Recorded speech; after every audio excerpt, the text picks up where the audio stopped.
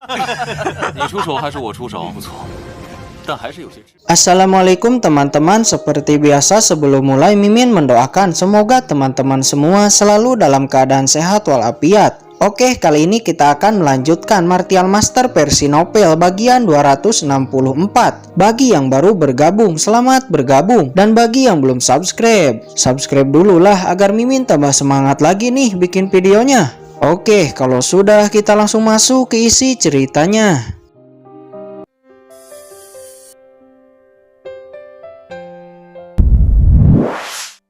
Tuh, kamu akan sembuh sepenuhnya, kata Qinchen dengan acuh tak acuh.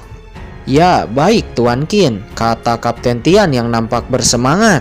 Kalian persiapkan segala kebutuhan Tuan Qin selama di sini, kata Kapten Tian memerintahkan penjaga, dan sebagian penjaga mengumpulkan bahan-bahan resep dari Qinchen. Setelah beberapa saat, Tuan, kamar sudah siap, kata penjaga itu. Tuan Qin, silahkan, kata Kapten Tian. Akhirnya di penjara hitam yang seharusnya menakutkan, Qinchen malah menikmati fasilitas VIP. Setelah meminum resep ramuan dari Qinchen, nampak Kapten Tian sangat bersemangat, merasakan tubuhnya semakin hari semakin membaik.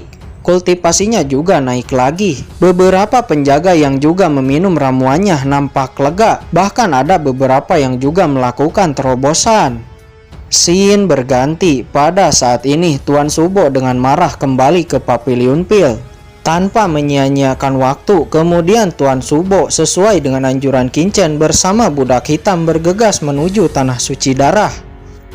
Pada saat ini di Tanah Suci Darah diperlihatkan seorang pria sedang berdiri di halaman. Dia memakai jubah garis darah tingkat ke-6. Dia adalah Presiden Tanah Suci Darah yang diketahui bernama Nanggong Li. Dia selalu acuh tak acuh terhadap hal-hal lain. Dia hanya fokus meneliti dan mempelajari garis darah. Ada apa manajer Chen Xiang? Kata Nanggong Li yang nampak tidak senang di saat manajernya yang bernama Chen Xiang dengan buru-buru datang dan mengganggunya. Lapor Tuan Presiden, ada seorang penatua dari Pavilion Pil yang bernama Tuan Subo. Dia ingin menemui Tuan Presiden, bahkan dia sudah menunggu selama 1 jam, kata Chen Xiang buru-buru berkata di saat melihat wajah Nanggong Li sedikit marah. Chen Xiang, berapa kali aku harus bilang kepadamu, jangan menggangguku. Jangankan hanya seorang penatua, bahkan jika orang tua Zhou Qimpeng sendiri yang datang, paling-paling dia hanya ingin meningkatkan garis darahnya. Saya tidak mau repot-repot peduli. Sebagai manajer kamu urus sendiri, kata Nanggong Li. Tuan, saya sudah menolaknya dan mengatakan bahwa Tuan tidak bisa diganggu, namun dia terus memaksa. Dia mengatakan ada sesuatu yang sangat penting untuk diberikan kepada Tuan. Bahkan dia membawa token Pavilion Pil Zhou Qimpeng, kata Chen Xiang. Jadi begitu, baiklah saya akan melihatnya, kata Nanggong Li, kemudian bergegas menemui Tuan Subo. Cepat katakan hal penting apa yang ingin kamu sampaikan. Jika kamu ingin meningkatkan garis darah kepada saya, maka saya tidak punya waktu untuk mengurusnya, kata Nanggong Li langsung to the point di saat bertemu dengan Tuan Subo. Maaf Tuan Presiden, jangan salah paham. Kami di sini bukan untuk meningkatkan garis darah, kata Tuan Subo dengan hormat. Jika kamu datang ke sini bukan untuk meningkatkan garis darah, lalu untuk apa kalian datang ke sini? Jika itu tidak penting, kalian lebih baik pergi, kata Nanggong Li yang nampak acuh dan malah menyuruh Subo dan budak hitam untuk pergi. Penatua Subo, karena orang ini tidak menginginkan keberuntungan baik ini, lebih baik kita pergi saja. Dengan sikapnya yang seperti ini, tidak heran orang ini terjebak di tingkat 6 Master Garis Darah. Saya khawatir seumur hidupnya dia tidak akan lagi menerobos, kata budak hitam yang nampak mulai kesal dengan sikap Presiden Tanah Suci Darah yang jelas-jelas mengusirnya. Tunggu, apa maksudmu? Kata Nanggong Li yang nampak marah di saat budak hitam mencibir, namun dia menjadi penasaran. Kami hanya ingin memberikan surat dari tuan muda kami, kata budak hitam. Kemudian Tuan Subo dengan hormat memberikan surat itu kepada Nanggong Li. Awas, jika di dalam surat ini tidak penting dan malah membuang waktu saya akan membuat kalian menyesal, kata Nanggong Li sesaat sebelum membaca surat. Namun di saat Nanggong Li membaca surat itu, astaga, ini teknik garis darah kuno, kata Nang Gongli yang nampak sangat senang dan terkejut. Saking terkejutnya membuat kekuatan sejatinya merembes dan membuat sekitar menjadi berantakan. Cepat katakan, di mana tuan mudamu sekarang? Lalu di mana bagian lainnya? Kata Nang Gongli seraya berjalan ke arah budak hitam yang nampak bersemangat hampir meneteskan air mata. Karena memang teknik inilah yang ia sangat butuhkan dan sudah lama ia cari-cari. Bukankah kamu ingin mengusir kami sebelumnya? Kata budak hitam. Tidak. Sebelumnya itu hanya salah paham.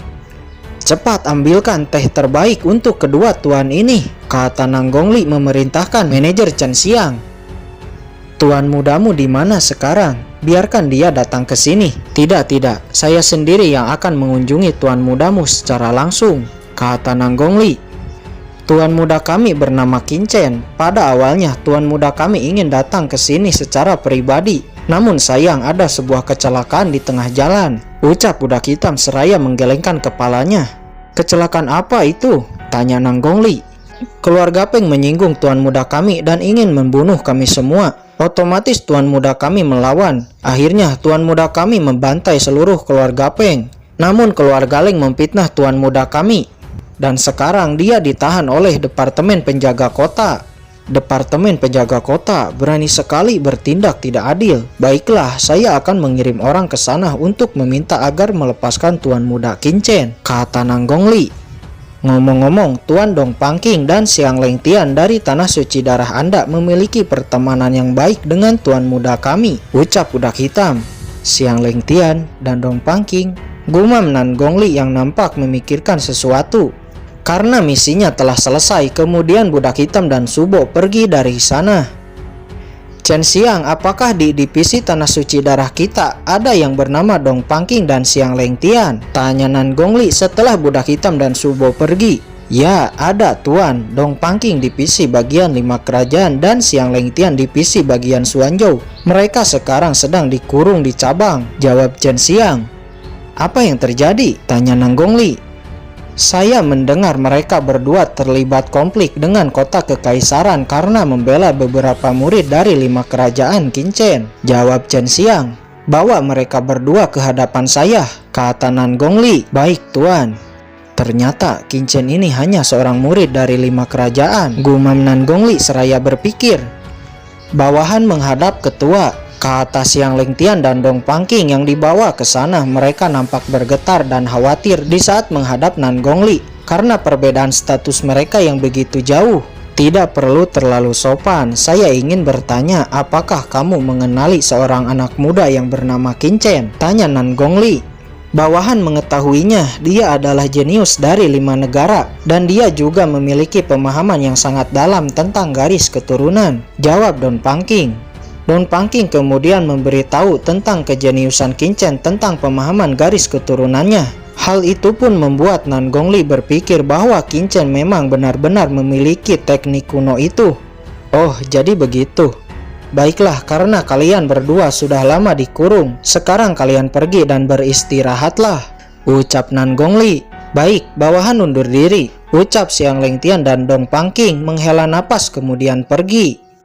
Chen Xiang, sekarang kamu pergi ke Departemen Penjaga Kota. Katakan bahwa Qin Chen adalah anggota dari divisi Tanah Suci Darah kita. Minta mereka untuk melepaskannya.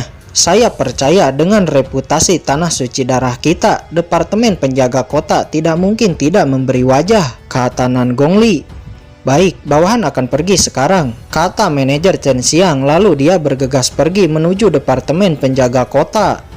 Scene berganti. Pada saat ini budak hitam dan Subo telah sampai di istana di kota kekaisaran.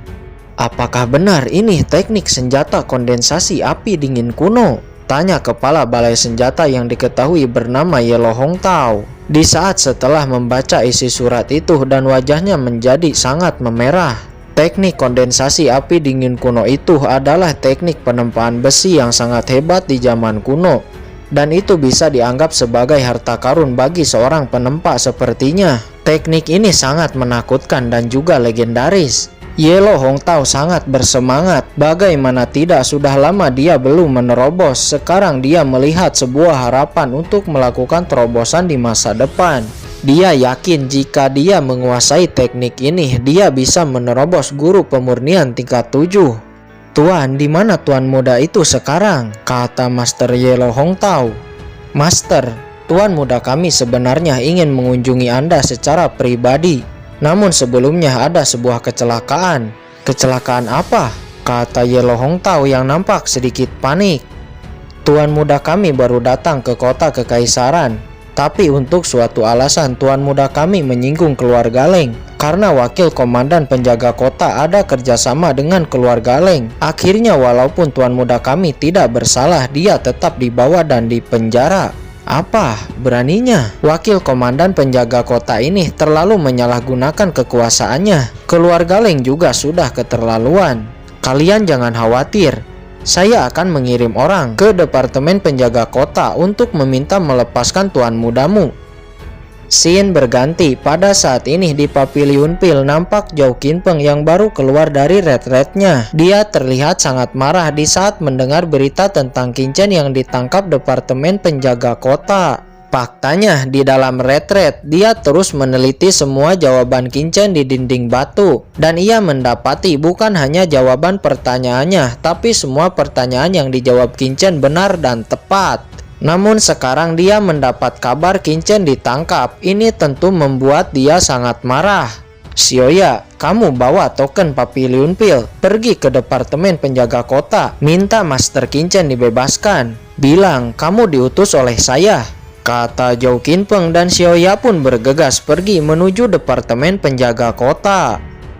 Scene berganti di mana diperlihatkan situasi di departemen penjaga kota, tempatnya di ruangan wakil komandan penjaga kota Geng Daiwan. Pada saat ini Geng Daiwan akhirnya mendapat kabar dan mengetahui bahwa di penjara hitam Qin Chen bukannya disiksa tapi malah menikmati fasilitas VIP. "Kalian bajingan, apa yang kalian lakukan? Dia dimasukkan ke penjara hitam bukan untuk dilayani seperti ini," ucap Geng Daiwan memarahi penjaga penjara hitam setelah sampai di sana. "Komandan Geng Daiwan, jangan marahi mereka. Sayalah yang bertanggung jawab atas hal ini," kata Kapten Tian berjalan maju menghadapi Geng Daiwan. "Kamu, apa yang kamu lakukan? Apakah kamu kurang paham maksud saya?" ucap wakil komandan Geng Daiwan dengan kemarahan yang ganas di matanya. "Wakil komandan Geng Daiwan, ini adalah penjara hitam. Sayalah yang bertanggung jawab di sini. Kamu tidak bisa mengontrol saya di sini," kata Kapten Tian dengan acuh menjawab tanpa rasa takut sedikit pun.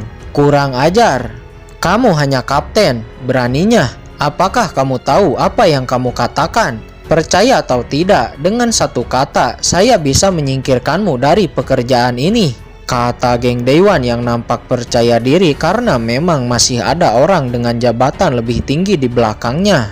"Saya tidak takut," kata Kapten Tian yang nampak bertekad untuk tetap berada di pihak Qin Chen. Walaupun dia mungkin harus kehilangan pekerjaan ini, tapi selama dia sembuh dan menerobos lagi ke ranah Wujun, tentu dia tidak akan khawatir dengan masalah ini. Mendengar ini, Geng Daiwan nampak sangat marah, tapi dia tidak melanjutkannya. "Kalian bawa anak itu keluar dari penjara hitam ini," kata Geng Daiwan. "Berhenti, sebelum penyelidikan selesai tidak ada yang boleh membawanya dari sini," kata Kapten Tian mengambil langkah menghalangi prajurit yang bergegas ingin membawa Qin Chen.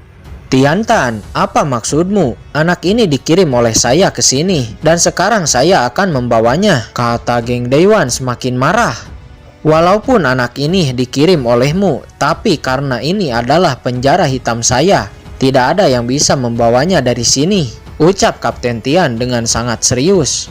"Tian, apakah kamu pikir saya tidak berani kepadamu?" kata Geng Daiwan menyeringai marah. Aura wujudnya menyebar keluar.